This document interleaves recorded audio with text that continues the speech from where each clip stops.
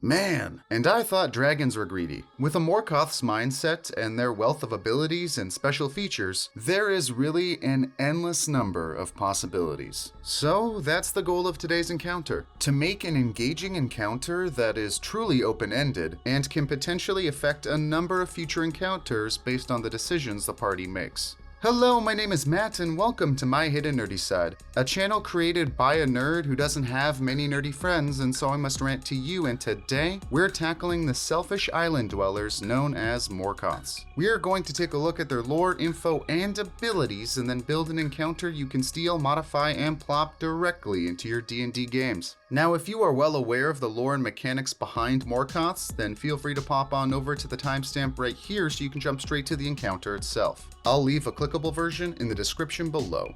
Alright, let's take a look at Morkoths. To make sure this video is a decent length, we'll only be pulling the Morkoth lore, info, and abilities that exist within Volo's Guide to Monsters, all of which can be found on pages 177 to 178. All the important stuff you need to know about a Morkoth can be said in the first paragraph of its description. They are ancient, cunning creatures that travel from plane to plane, collecting anything interesting or valuable to add to its collection of trinkets and treasures. They are driven by greed and are the living embodiment of you want what you can't have. They spend all their time fawning over their current collection, planning to acquire even more things to add to it, and actively getting more things. Which makes sense, since every Morkoth is technically a god of greed. However, that's an oversimplification. A god of greed died ages ago, and due to the god's petrified flesh coming into contact with some complicated magic, those pieces of flesh came back to life in the form of a Morkoth.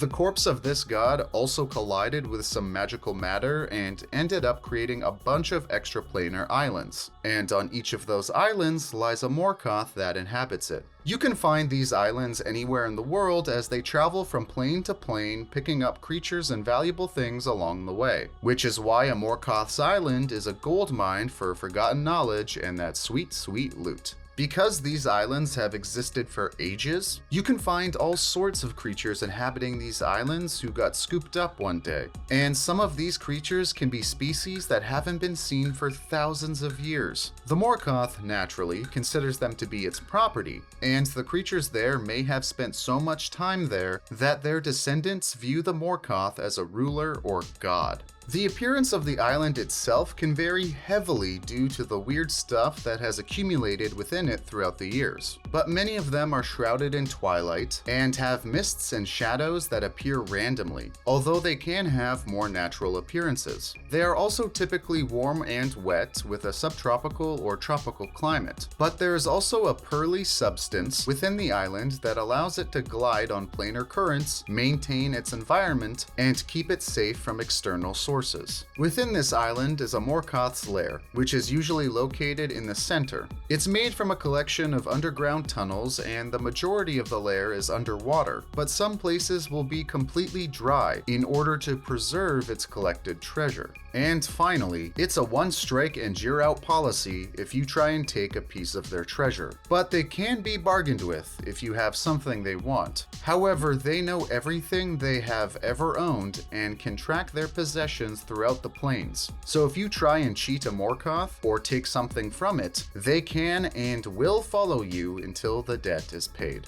Now, taking a look at their actions and abilities, which can also be found on page 178 of Volo's Guide to Monsters, there is a lot to unpack. To start, they are amphibious, can speak telepathically, have blind sight, extended dark vision, have multi-attack, a bite, and can hit you with a tentacle that grapples and restrains on hit. They also have an impressive spell list, with a few standouts being Dimension Door, Scrying, and Chain Lightning. However, it also has two fairly unique abilities. It can use a 30-foot hypnosis cone that charms creatures for 1 minute on a failed wisdom save. The charmed creatures must use their action and movement to get closer and closer to the Morkoth. And they also have an awesome reaction called Spell Reflection. If it makes a saving throw against a spell, or if a spell attack misses, it can choose another creature it can see within 120 feet and send it over to them. The absolute shenanigans you can cause with this are endless. It also doesn't specify that AoE spells are immune to this, so if people are standing around your wizard and they launch a fireball, well, it may be coming right back to roast your party. Alright, so before we begin, let's quickly go over its lair actions and regional effects. As a lair action, it can either cast Hypnosis, originating at a point within 120 feet of itself, or cast Darkness, Dispel Magic, or Misty Step. This is all cool, but feel free to add whatever else you want. For regional effects, it knows whenever someone new enters its island and can locate any creature or object within it, and visitors always feel like they're being watched, even when they aren't. Whenever a creature that has been on the island for less than a year takes a short or long rest, some of its possessions go missing. If they fail a perception check to spot it, it appears in the Morkoth's lair an hour later. I highly recommend using this as a fun way to mess with your players, and it's a fun reward for them to get at the end of the quest. Their own stuff. Every time someone enters a Morkoth's lair, they are automatically under an enchantment the Morkoth can activate at any time. If the target fails a wisdom saving throw, they have to immediately head to the Morkoth as fast as they can. More of their collecting everything nature coming into play. And finally, Morkoths can change the properties of water within its lair. It can change it to be either clear and breathable like air, or make it more watery and murky. Why this is a thing, I don't know, but it's kinda cool. Okay, so now that we've gone over the basic Morkoth lore, info, and abilities, let's start crafting an encounter. This encounter/quest will be aimed at parties level 10 to 15, depending on how difficult you want to make it, and last 1 to 3 sessions, depending on how much you want to stretch it out. The party's motivation should always be tailored to the campaign, but for simplicity's sake, we'll just say your party needs some secret knowledge that can only be found in a particular Morkoth lair. So one thing before we begin, I recommend dialing down the number of items your party gets at least several sessions before running this encounter, because it's a pretty lame feeling when you go to some place like a dragon's hoard or an old pharaoh's tomb and any other place that is supposed to be filled with tons of great loot, and you only find one decent item. So when you run this encounter, be prepared to hand out a bunch of loot at once, so your players can really feel like they've stumbled upon an ancient creature's prized collection.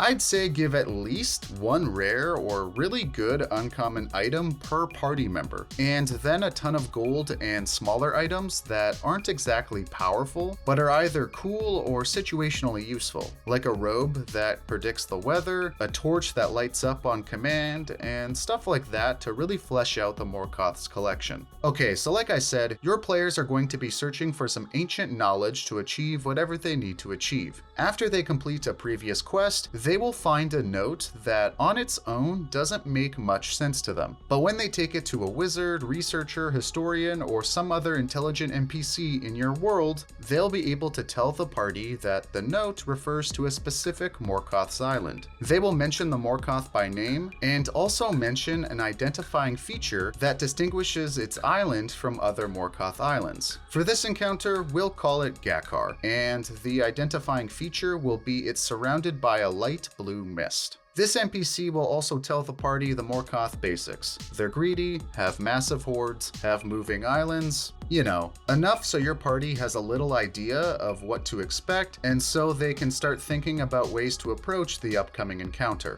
Now, this island could be located anywhere. Maybe it's floating around somewhere in the astral plane, and your party has to figure out a way to get there. But if you're not big on planar travel, you can have the island parked somewhere in the material plane. But wherever it is, ancient knowledge that has been lost in time is supposed to be located within it. How big of a deal you want to make getting to the island is your call. But once your party gets there, as soon as they enter the blue mist, the regional effect of them always feel like they're being watched will kick in. As your party travels, describe the scenery and decorate it with things that reflect your Morkoth's personality. For this encounter, our Morkoth is going to have a bit of a god complex. So as your party continues to travel inward, they'll see a small village deep within the island. This village will consist of creatures that they have probably seen before, like orcs, elves, Aasimars, humans, Kenku, etc. But also throw in some really uncommon ones, and ones they have never seen before or are thought to be extinct, to really sell the fact that this island is its own time capsule. Yuan-Ti, Fire Newts, Burbalangs, and Abishai are just a few examples. But within these villages, your party will see many statues depicting the mighty Gakkar that the villagers made. Speaking to the villagers, they will all have crazed looks in their eyes and talk about how glorious and wonderful their master is.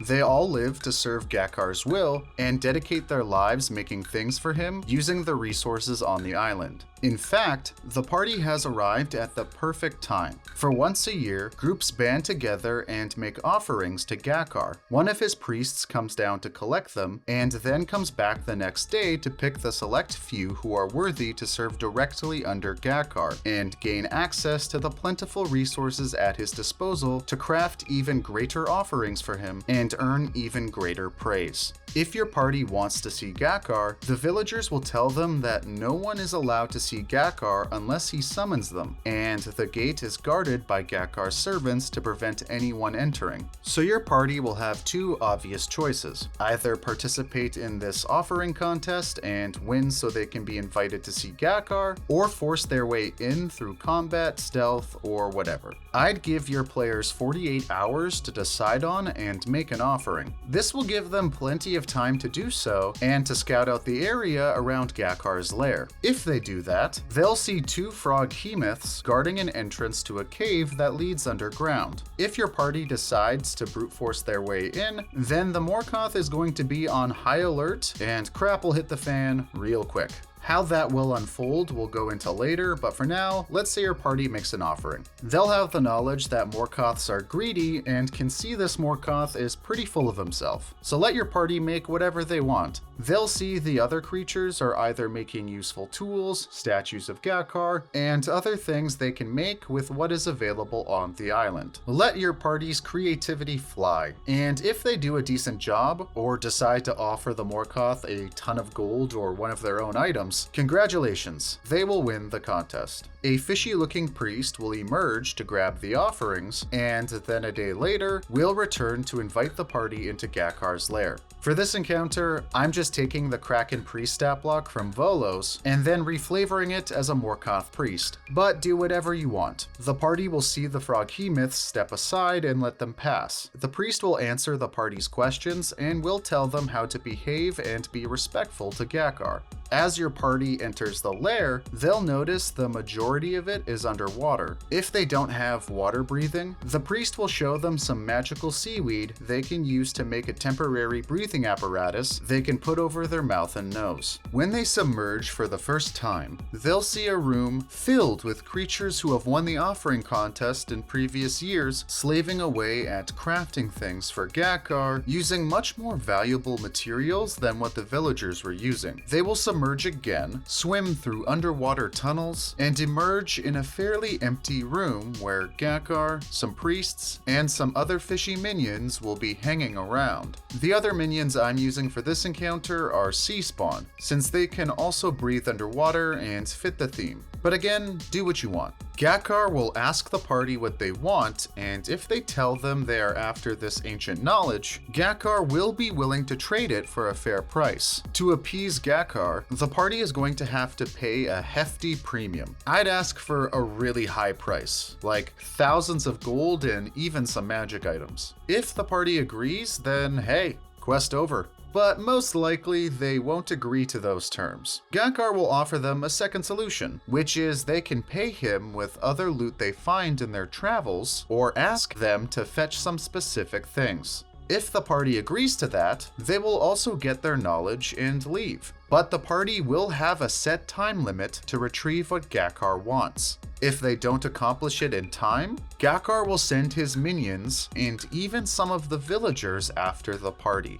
And even if the party agrees to his original terms, if you want to bring Gakkar back into the story later on, well, people who have access to so many items are surely people Gakkar will want to hunt down and kill later for the rest of their goodies. But anyways, let's say a deal can't be struck. Well, Gakar will just tell the party to leave. But if combat begins, Gakar will try and lure the party into the water so he has the advantage. After diving in the water, starting from the fastest player to the slowest, the Morkoth will use its enchantment regional effect to try and force your party members to come one by one to fight it and its minions underwater. If the party caves and goes for it, some epic underwater combat will ensue.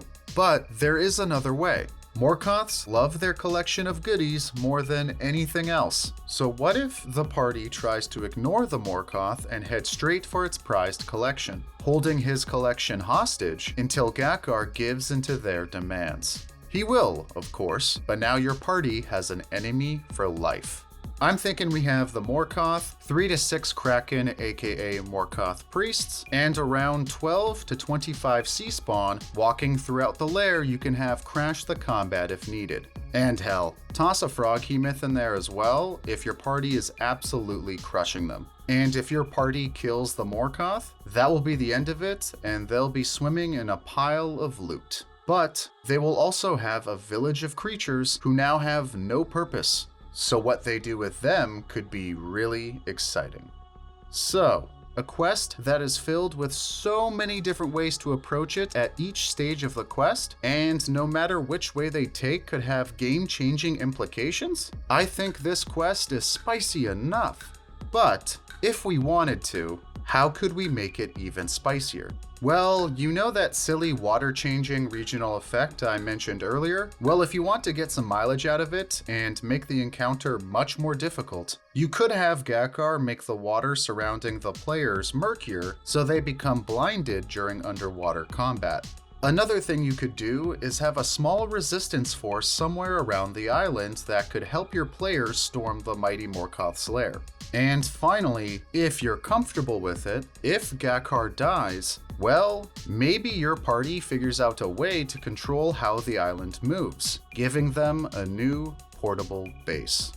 But of course, these are just some of the many ways you can use Morkoths in your Dungeons & Dragons campaign. There are tons of different ways to take this encounter and spice it up, so please let me know what you would do in the comment section below so I can nerd out over it and smack myself in the head for not thinking of it. Also, let me know if there are any creatures that you'd like me to build an encounter for in my future videos. I'm going to try and put out at least one of these videos a week, so feel free to subscribe and share this video around if you liked it, and stay tuned for upcoming content. Thanks for watching and indulging my hidden nerdy side.